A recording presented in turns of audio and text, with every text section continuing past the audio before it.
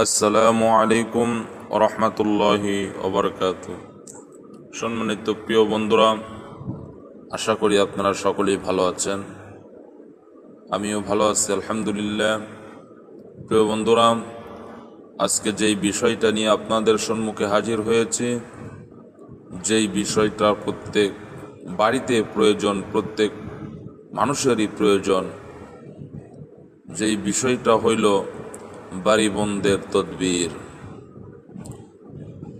চারি আঙ্গুল লম্বা চারিটি লোহার পেরাক ভয়ার করিয়া নিচের আয়াত শরীফ 100 বার পাঠ করিয়া প্রত্যেকটি লোহার উপর 100 বার দম করিবে। তারপর লোহা চারটি ঘরের চারি কোণায় পুঁতিয়া রাখিবে। খোদার রহমতে ঘরে কোনরূপ জিনের উপদ্রব হইতে পারবে না।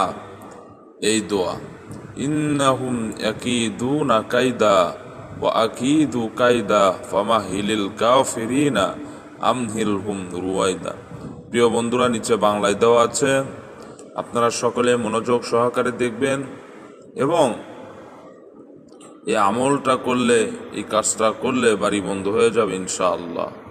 দয়া করে ভিডিওটা সবাই শেয়ার করে দিবেন, অন্য মুসলমান ভাইকে দেখার সুযোগ করে দিবেন, তারাও যেন দেখতে পারে এবং এই কাজটা করতে পারে।